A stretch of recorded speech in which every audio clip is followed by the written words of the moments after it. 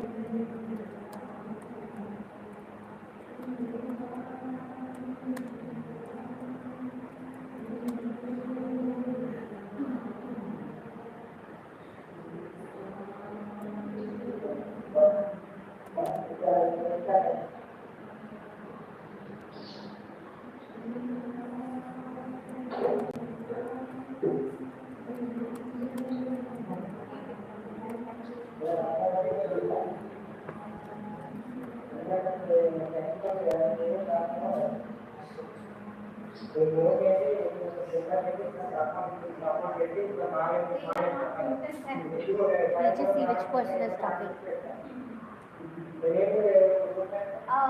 What is her name?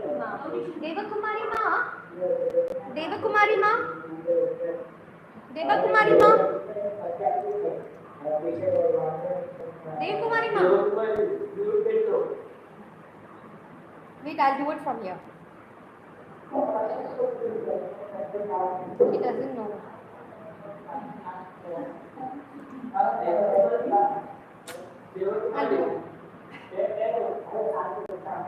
do it from the phone.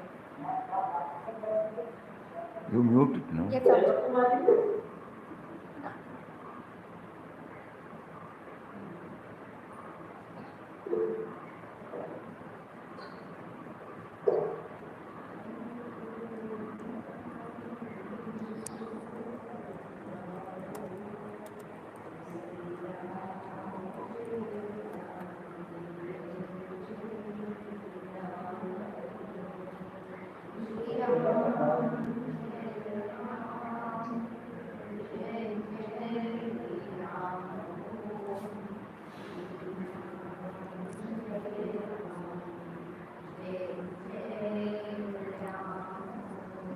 Shri Ram, Jai Ram, Jai Jai Ram. Shri Ram, Jai Ram, Jai Jai Ram.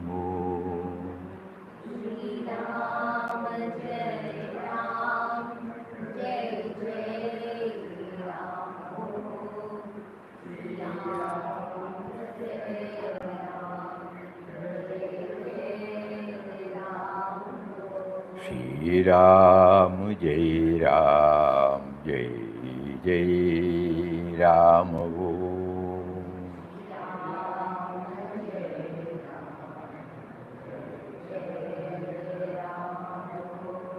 Shri Ram, Jai Ram, Jai Jai Ram.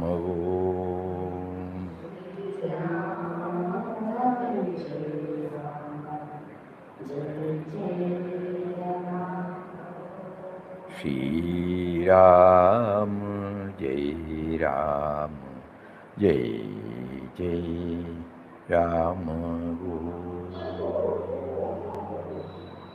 Om Shri Ram, Jai Ram, Jai Jai Ram. Hari Om to everybody. Again, today also we will try to start with our preface.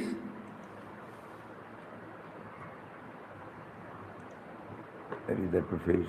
This is on the first part only. It is the first part, the other file. Eh? We cut the file, no?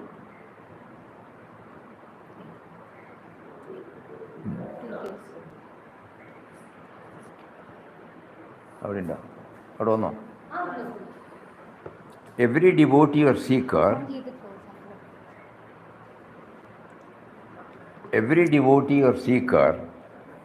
holds deep reverence for the Srimad Bhagavad Gita yet its impact on daily life often seems minimal. This may be because one perceives its wisdom as unrelated to improving the four fundamental aspects of life: individual life, family life, professional life, social life. My study in Bhagavad Gita, how does it help in any of these or in all these levels? Then only I will connect myself honestly. However, the true transformation begins when we recognize that Gita is deeply connected to everybody's life, and its teachings provide practical solutions for handling life's challenges with ease. When we look back to our own life, we find that either through hearing something about Bhagavad Gita by a great saint, or by casually going through some portion of Bhagavad Gita, or somebody who is leading, whom we regard as a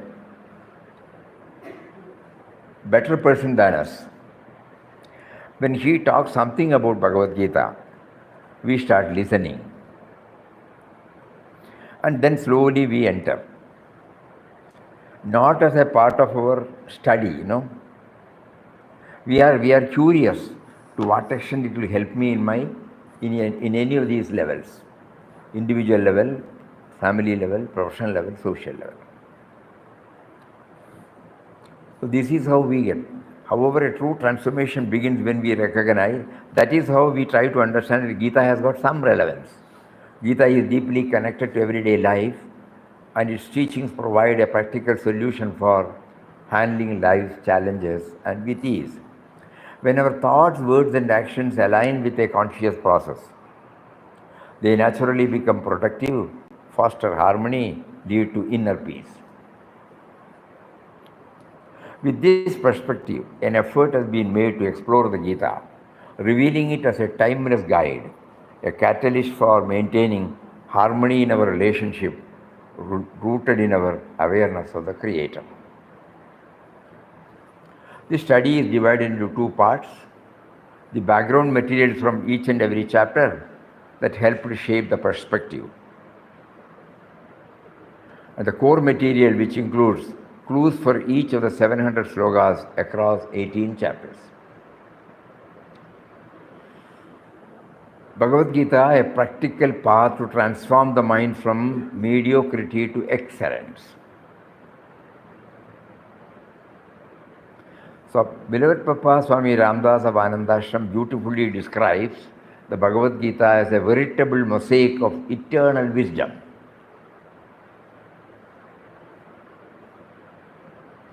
This sacred scripture provides insights into every aspect of human life, addressing both spiritual and physical dimensions with profound clarity.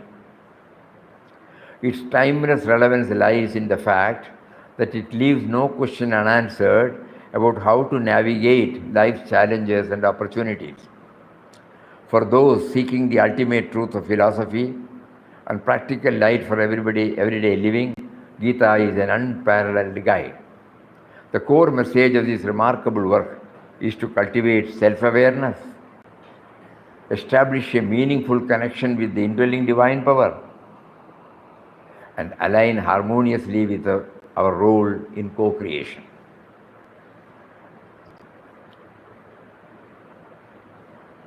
So this is the next step.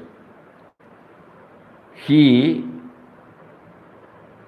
the indwelling reality in us, me, the sense of individuality, and my co-creations, Mother Nature as well as society. So in this triangle, how do I develop right relationship? This is how we are looking at it.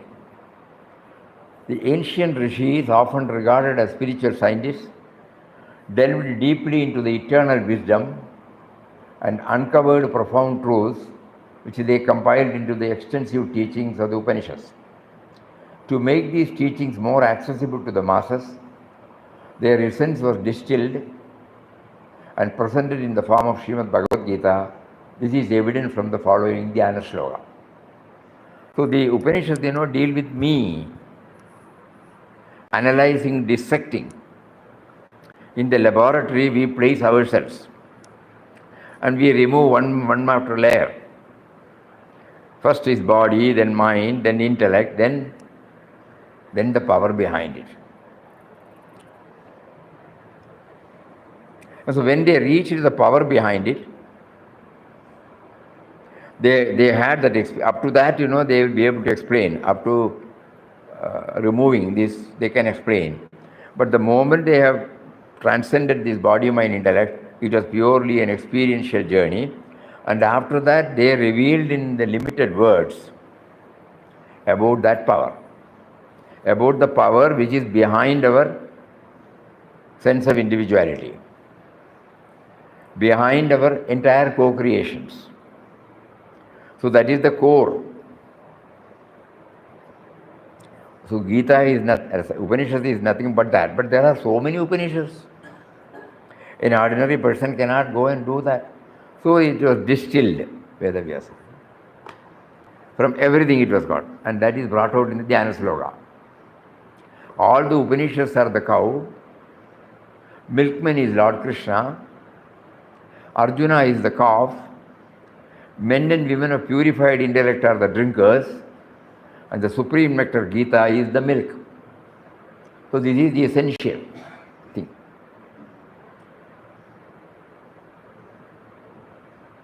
So we don't have to go and learn now, because every chapter you those of you who are familiar with the mantra,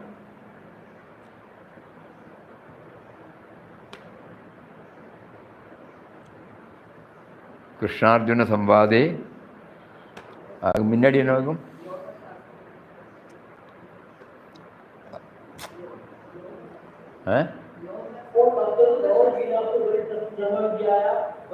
Bhagavad Gita Upanishads. Upanishadsu Brahma Vidyayam Yoga Shastre. So this is called, because it has come from the Upanishads. So every chapter is addressed as the part of the Upanishad. How does the mantra start?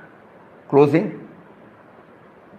Idi Shri Bhagavad Gita Su Upanishadsu Brahma Vidyayam Yoga Shastre Sri Krishnarjuna Samvade Arjuna Vishada Yogo Nama Prathamo Dhyaya. Yeah, that is that. Think. So the Upanishads.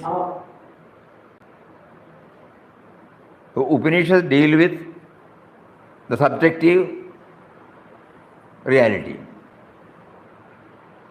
So this also we should have. Every time we bring in the dimension, not merely the creation, not merely the setup, the indwelling reality that has to be made present. So the allegory of the Kurukshetra battlefield brings the Gita's teachings to life. Because we are not interested what had happened 6,000 years ago in a place called Kurukshetra in Haryana, miles away from Delhi. And we were told that Delhi was called Indraprastha. And from there, Sanjaya, brother of Dhritarashtra and Pandu, he was given the Jnana Chakshu, sitting in Indraprastha, Delhi. The war is taking place in Kurukshetra. He was giving a running commentary. So today we can say, when we are watching a cricket or any other program, miles and miles away, we can see that, no? So similarly, without telling that it is TV or something like that, Sanjaya was explaining. So the whole dialogue, it had to have a stage set. So the first chapter is the first stage. And so this is the allegory. This is Kurukshetra. And what is that? Kurukshetra. This battlefield is not just a historical or mythical setting, it represents the inner struggles we face every day. Lord Krishna, the charioteer and guide, symbolizes the indwelling reality, the divine wisdom within us. Arjuna, the warrior, filled with doubt and confusion, represents our sense of individuality, often torn between conflicting emotions and responsibilities. The Kauravas are the negative forces within us, greed, anger, and pride that pull us down. In contrast, the Pandavas symbolize positive virtues such as truth, courage, and compassion. Kurukshetra is the world within and without, a stage where these forces clash. So the indwelling reality is within us, Kurukshetra is within us, sense of individuality is within us, the positive and negative forces are within us. This is how we are leading the life right from morning till evening. So it has got very much to do with our life.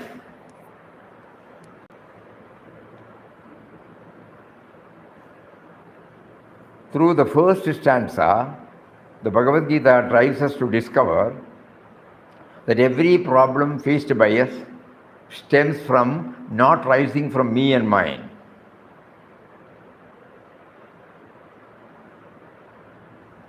When I am a captive under this me and mine, I think, I talk, I do based on that. And then the problem comes. And the last stanza assures us that when we experience that He is the indwelling reality, who is behind all our thoughts, words, and deeds, we will enjoy happiness, peace, and prosperity born out of the guidance from Him. In other words, the Bhagavad Gita is directing us to move from me and mine to me to we, and then we to Him, me to Him. From self-assertion, born out of the sense of individuality, to surrender to the power, activating the sense of individuality. So that's been again simplified, Self-assertion. I am right, you are wrong, I am trying to assert my rights and wrongs, my likes and dislikes, my preferences, my priorities, the influence of my possessions, my image. All these put together is the me and mine. This is the self-assertion. So Bhagavad Gita is, we look at it like this. But it becomes activated only, this me and mine is activated only because there is a life force behind it. So that is, God is behind it. So which fact we have forgotten. We feel we are the absolute. Whereas we function, we exist only because of Him. Last chapter makes us to bring this. So wherever we have realized this, their prosperity, enjoy happiness, peace, prosperity. Tatra Yogeshwara Krishno, Tatra Partho Dhanurdhara. So these two slokas we combine together. So from me to me, to recognition of Him behind this me, that is the sum total of Bhagavad Gita. And then, that means we should know that we are only playing the part allotted to us by Him in this world Leela, and nothing is really initiated by us. However, the sense of individuality often blinds us to this truth. Virat Papa provides a profound key to unlock the treasures of the Gita. Because to understand this, big words, Papa puts it in a simple word. Behold divinity in every aspect of this world Leela. Verily, it is He at play in all beings and creatures. So far, the life lived by us does not bring this at all. We have placed God in the temple praised gurus in the ashram, wisdom in the scriptures, and we are back to square one.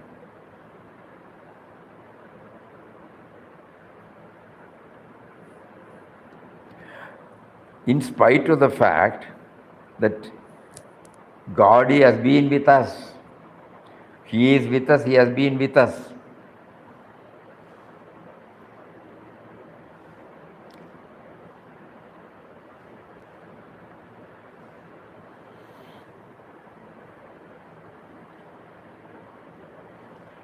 So that means every moment we should become aware. This has been elaborated in Bhagavad Gita.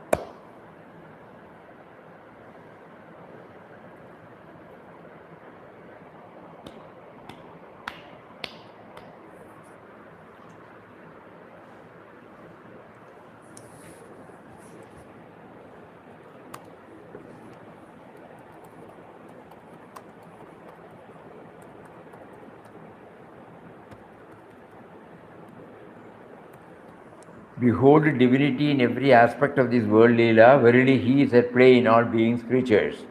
So here in Bhagavad Gita there is a shloka, Tasmat sarveshu kaleshu mam anusmara yudhyacha. At all times and in all places, remember me and fight the battle of life.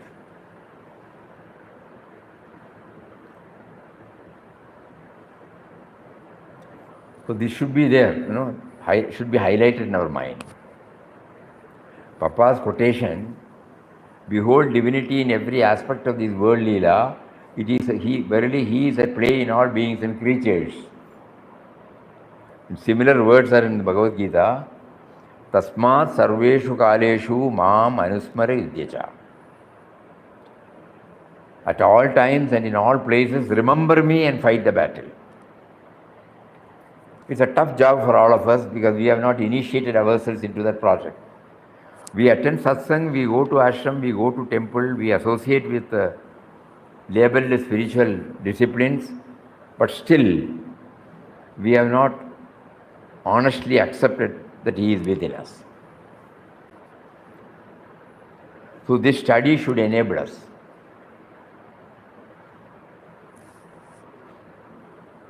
And see, now we are trying. When we know that this is to be, then how am I to practice? How am I to go near this ideal? Nature has gifted us an extraordinary ability to refine experiences within our own system.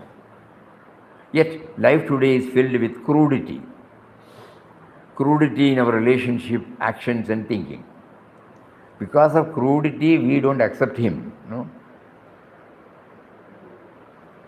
This arises when we fail to use our body-mind complex as a refinery of experience.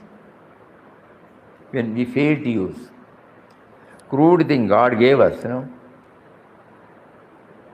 He gave us a sense of individuality. With that, He gave us a sense of freedom.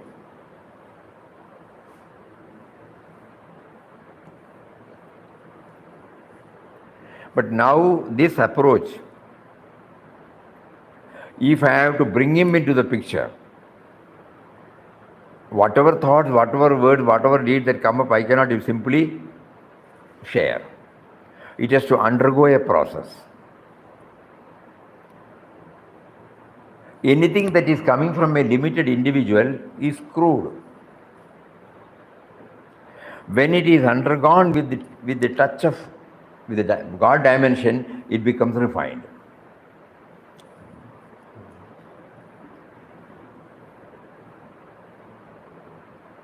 And by systematically practicing this,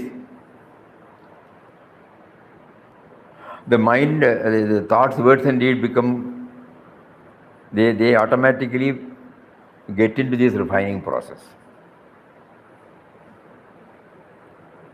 So our job is to now put it in the refining process before it is released out. Thought, word and deed, before it is released out, it must bear the stamp of God,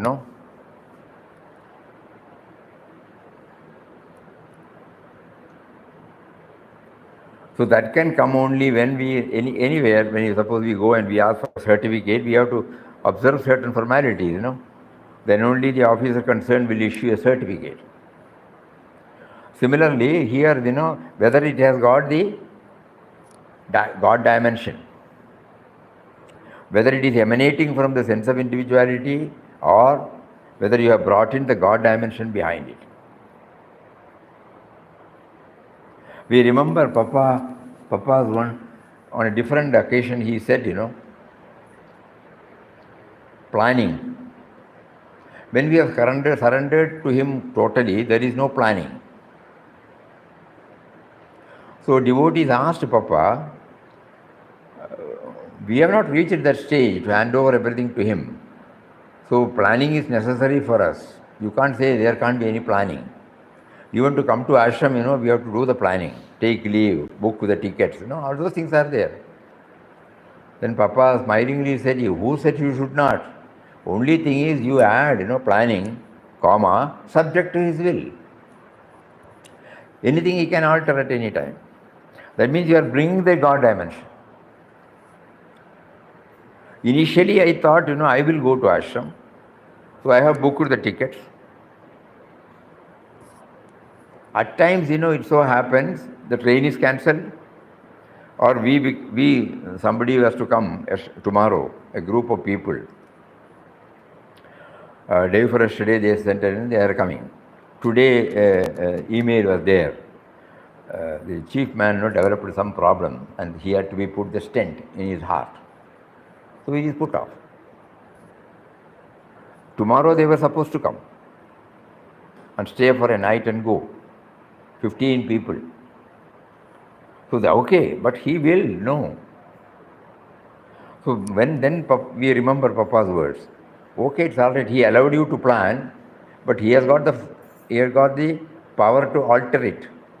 So you just add subject to his will. So this is bringing God dimension. This is refinement. I do not arrogate that I will do this. I will definitely try to do this. Mentally I feel, provided his grace is there. Others may not understand, so I don't explicitly say. But as a devotee, as a sadhaka, I will always feel subject to his will, subject to his will. So that means bringing in God dimension. So refinery. Functioning from a lower level of consciousness, our thoughts and actions become self-centered, leaving no space for a broader perspective. However, when we operate from the higher faculty of buddhi, our outlook naturally expands to include the well-being of others. When we bring in the God dimension, it is not limited to me and mine alone. The attitude shifts to what can we do for others, aligning with the Atman or Brahman, the one divine self present in all. So just as raw materials are refined to produce something valuable, our experiences, both good and bad, should be processed to bring out qualities such as love, compassion, peace, efficiency and dedication. The essential question before us is, how can we refine our experiences? The Bhagavad Gita provides practical techniques to transform the mind from crudity into a refinery. More than a text for intellectual study, it serves as a guide for real-life transformation, helping us navigate the challenges with wisdom and balance.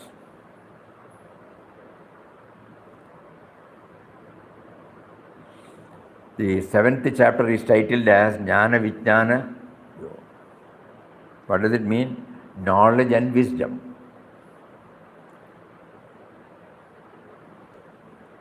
So wisdom. Step by step,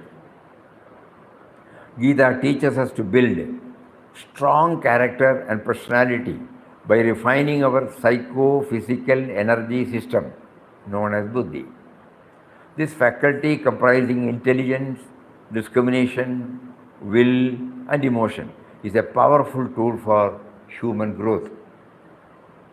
True motivation arises not from intellect alone, but from emotion and feeling, which, when harmonized with willpower, create a dynamic force for self-transformation. First chapter Arjuna and the last chapter Arjuna. That is the self-transformation. I will not fight, he sits.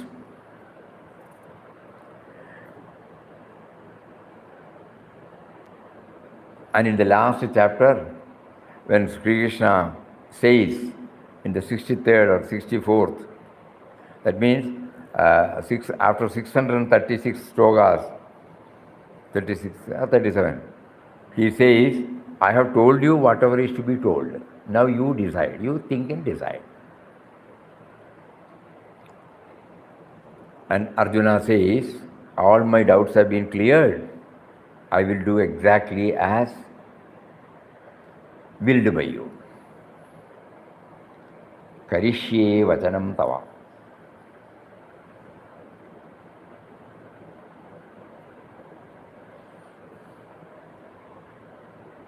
That means every time I am conscious of His presence within us.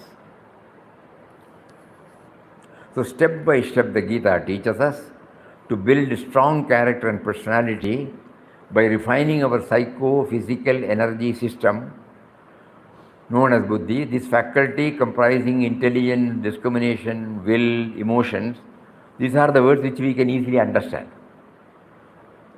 is a powerful tool for human growth.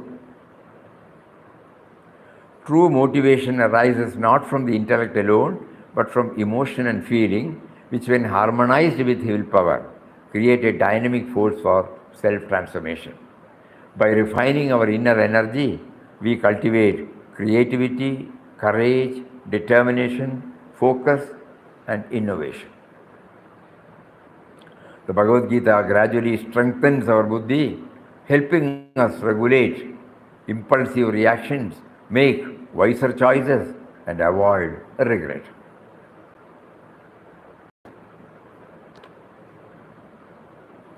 So when the crudity is refined, what comes out of it?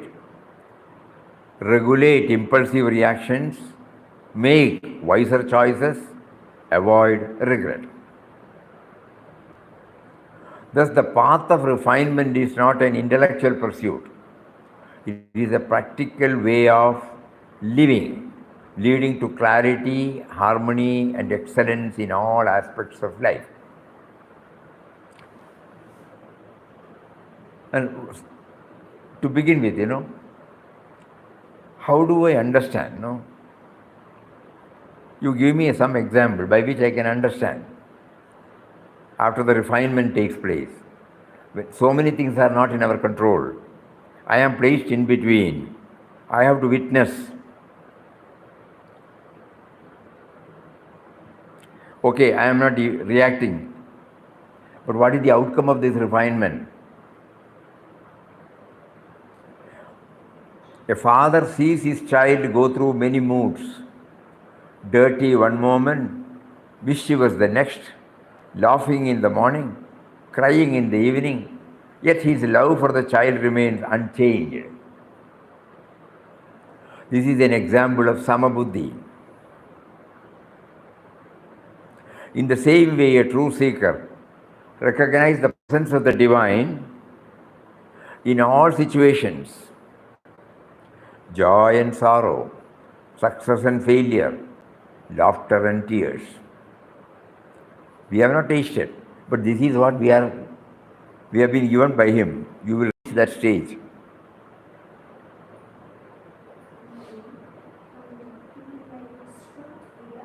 Huh? Huh? Huh? She's saying make it a little bigger. Sorry, I'll take it. Scroll back a little bit. Scroll. Okay. Little more you can do. No, directly the other way around. No, different part. Control is easier. Rolling that thing is. It brings God dimension into everything that we think, talk, and do. Only then that will come out of our mouth.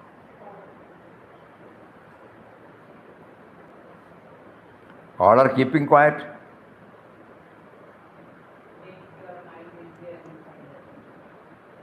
Huh? Make your mind into a refinery. make our mind a refinery. Very good. Then By what? By bringing in the God dimension in everything we think, talking. By bringing God dimension in everything. bringing God dimension behind. We trying to. We may not be able because we are not moved. So we try because we believe in the words of masters and shastras that there is God behind it. We don't know much about it, but we will try. We will try. Then.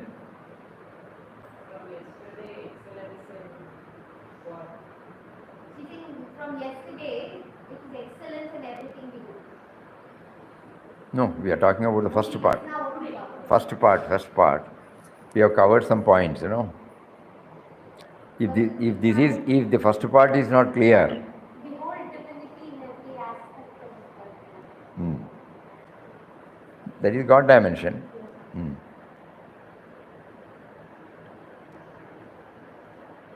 All are keeping quiet.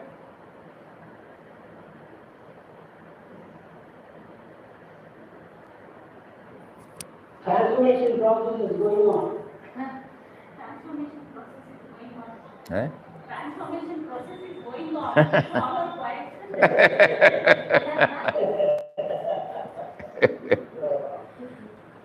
Now tell us,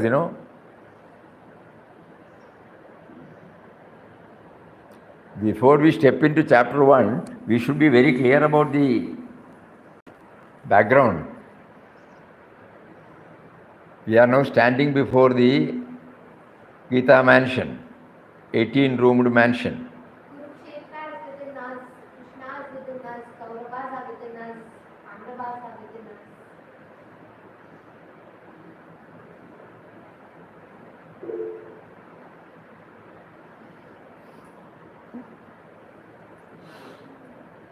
Swamiji, what is when the raw emotions? Eh? Or what is like that? Love and emotion. Raw emotions. Love emotion. Love. Raw emotions. Raw emotion. Raw emotion. Raw emotions. What is the meaning of that? Meaning, there was doubt, attachment, okay. Raw emotions, Not going through I very easy. Inner meaning of it,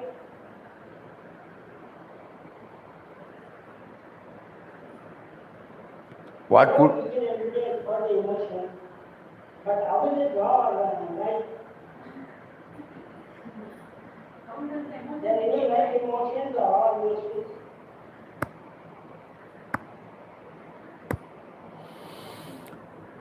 think about it? No, you will get the answer. God has blessed you to have so many experiences in your life. Yes, yes. Think about it. You go to an office.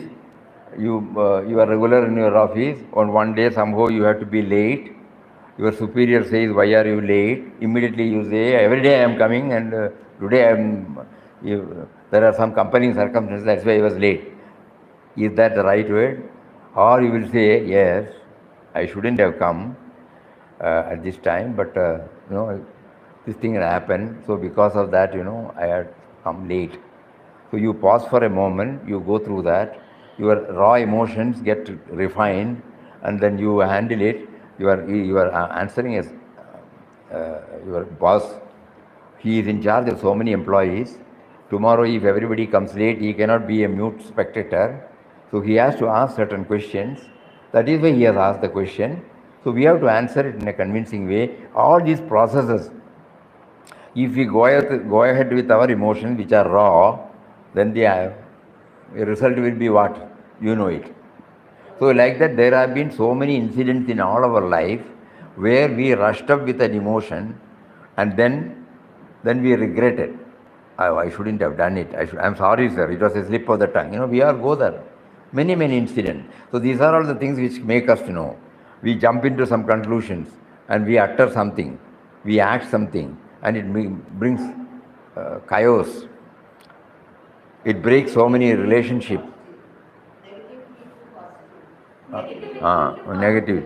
So the raw emotions means from negative to positive. Raw emotions are to be refined. Think about it. This is what we are trying to learn. We are not trying to learn the shlokas. Yes, then? Samabuddhi. With Sukha and Dukkha, joy and pride, identify and become Samabuddhi. So Gita,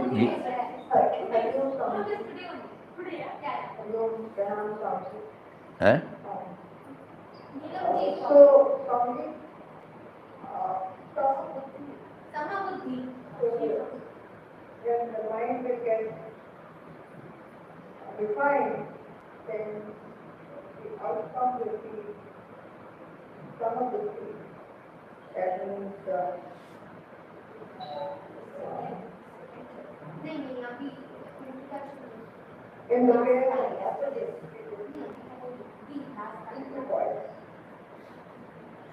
Why we are going through it again and again, we should be very clear before we enter into Bhagavad Gita. So just now you said about Samabuddhi. Yes. Suppose we are very clear that when we deal with men and matters, situations, if we get that grip, the balance of Samabuddhi, not only that it will be causing no disturbance to me, but also to the rest of the people. Samabuddhi.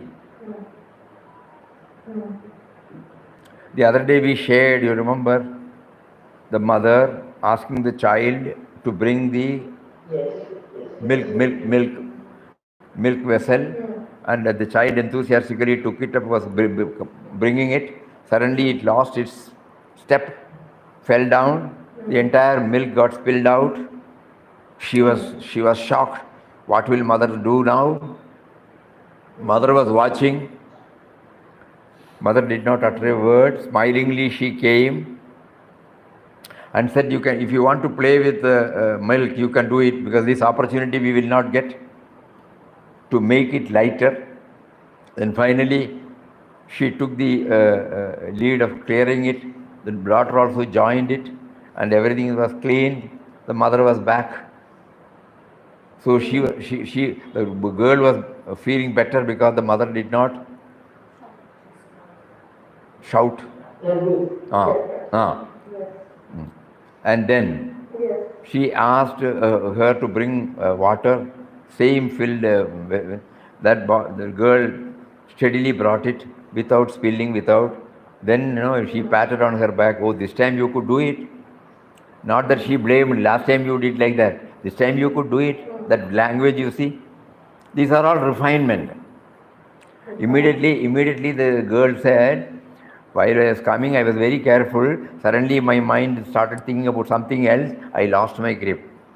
This time I was very careful that I only should be able to bring the water to you. So see the Samabuddhi of mother, how we touched and kindled the, balance in the daughter. So the refinement not only helps us, but also makes others also happy.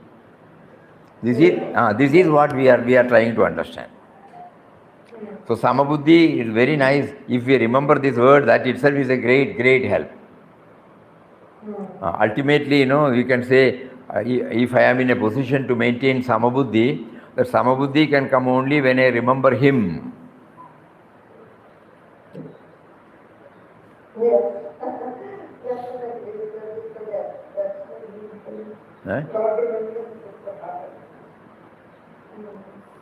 Anything else?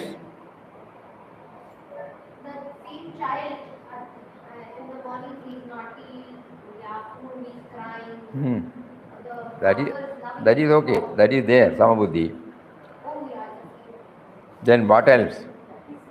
in this Samabuddhi, clarity, strength and wisdom comes. With Samabuddhi, clarity and wisdom comes. Clarity, strength and wisdom. Strength and wisdom. So again, suppose we try to recap, we feel that Gita is not separate from us. Gita is making us aware of the Kurukshetra war that is going on inside, the presence of God, a day, and the I am not aware of his presence. So Gita, through so many 700 slokas, out of which the first 47 slokas suppose we leave, definitely about 660 slokas. And even if we leave whatever Sanjay says and minimum 600 slokas, it's all the words of the Lord. And he tries to bring in the various aspects of our life, by which the mind can be refined. So from crudity to excellence. So we try now, we approach, and before we enter into the mansion, we try to understand, so that with that background we enter. We have seen here in the ashram. When we were all coming here, we had no idea why Papa set up this ashram. We became one with the, we are happy with the loving condition, serenity, peace, that's all. So why this ashram is set up, we had no idea. We started enjoying our visits, meeting Mataji, knowing about Papa, later on meeting Swamiji.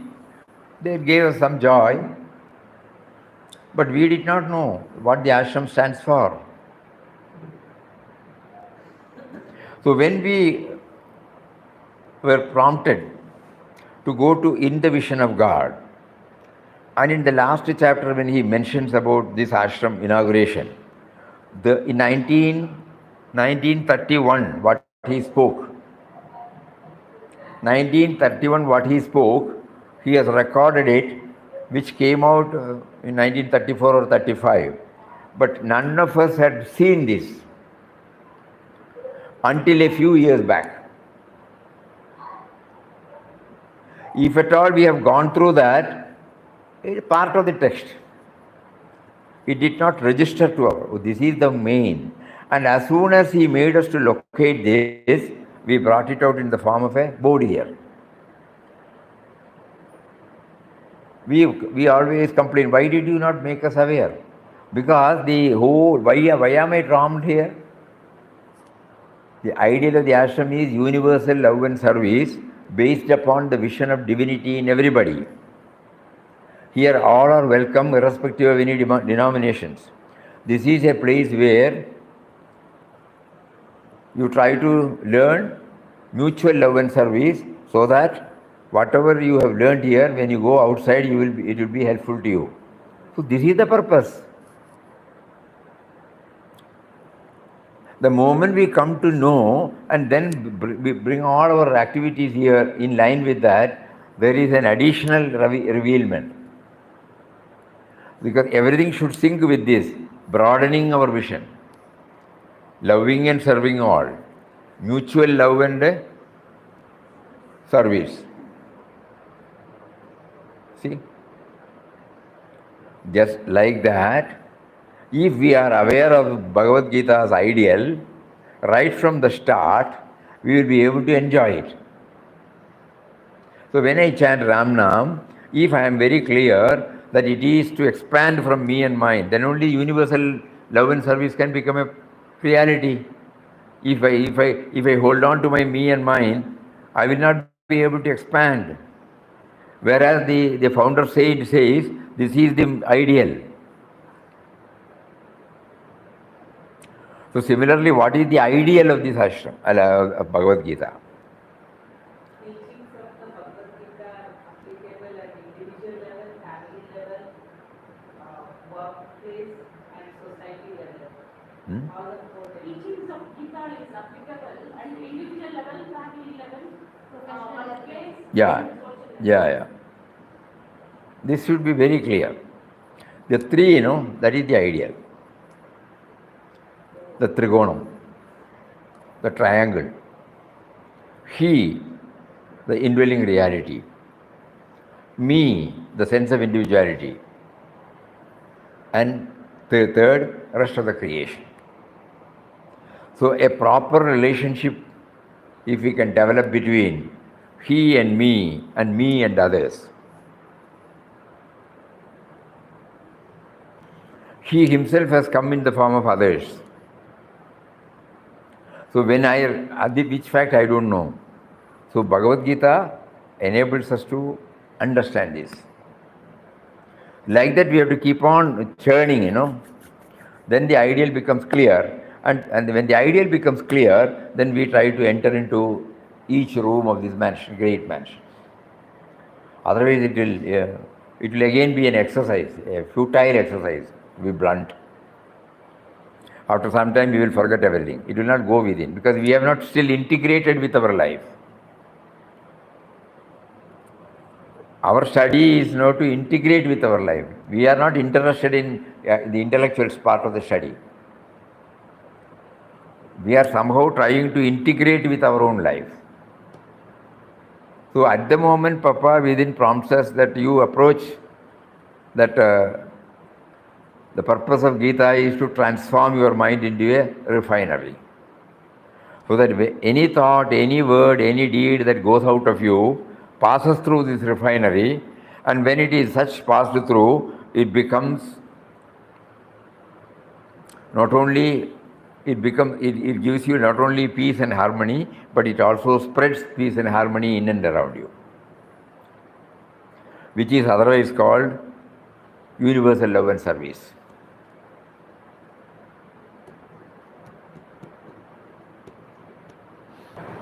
We to him. Me to we co-creation, but we to him, then only that the triangle becomes complete. Tasmat sarveshu kaleshu mam anusmara yudhyacha. Therefore, at all time, in all places, remember me and fight the battle of life.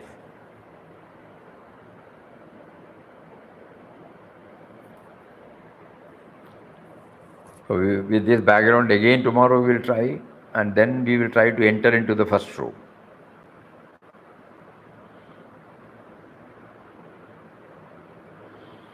Kindly do some thinking. That is the incentive for our study. Sitting every year, every time, every day here, 3:30 to 4:30, what is the incentive we get? So everybody should come forward with something. If Only for this time that we said about being and being and being and definition, we can go on trying to remind ourselves that is this actually being with us? I exist because we exist. We have to help us to remember. She's saying that we go on reminding ourselves that we exist because of he exists. I exist because he exists. Then what we know? Then it will be If easy you to go on reminding that I exist because you exist, and also that he is with me and being with me, it may help us to remember this triangle of you, me, and the Right. Yeah. In various slogas, he will keep on reminding us. Those who see me, they see me. Those who see me in all, yapashyati sapashyati. Samam sarveshu bhudeshu tishtantam parameshwaram. Some slogas we will definitely be able to remember. Because this is what we are striving for. If we are very clear about why we are approaching Bhagavad Gita. So Papa's quotation that behold divinity in every aspect of this world Leela, verily it is he at play in all beings and creatures. I am not aware. I am aware at times, fleeting moments I may, but normally by and large I am with myself. So here the study should enable me to feel a little more closer to him. That he is behind, he is behind, he is behind. So that out of the 100 transactions I do in the morning from evening, I try to bring in this dimension at least 1 or 2 or 3,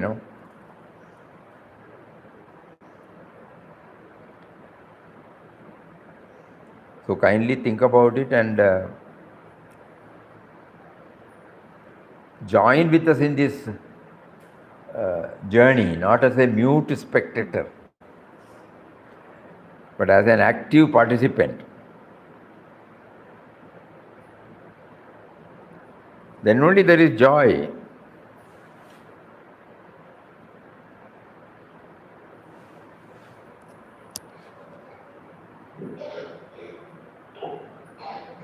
Maximum happiness to maximum pleasure. Huh? Sorry? It's a trial path. It's a triune path. Triune path. Ah. With a trial path, you can extend maximum happiness to maximum pleasure. Maximum happiness to maximum people. Hmm.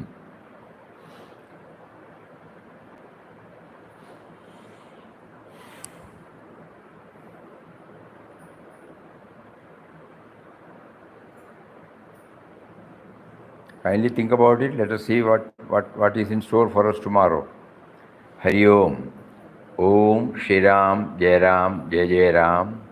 Om Shri Ram Jai Ram Jai Jai Ram. Om Shri Ram Jai Ram Jai Jai Ram.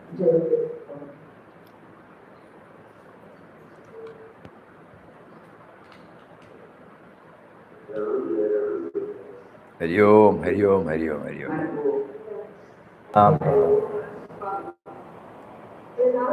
Pranam, pranam, pranam. Pranam, pranam, pranam. Hari Om. Namaskaram, namaskaram.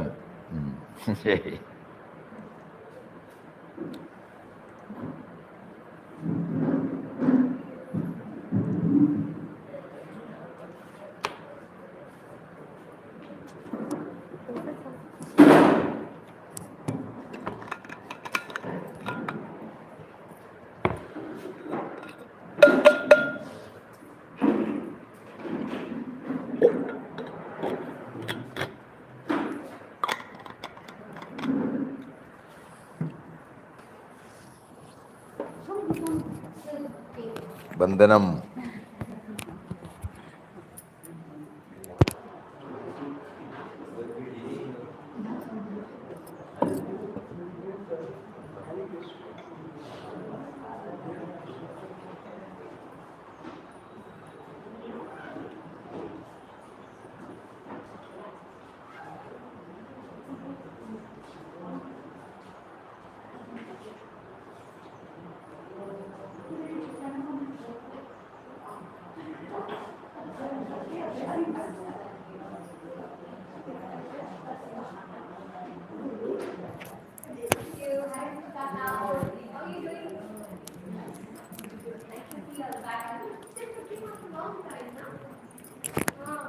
Longer gap. Like that. Auntie, happy birthday, auntie. मैंने अभी सुना एक मैं थोड़ा ले लूं. Thank you.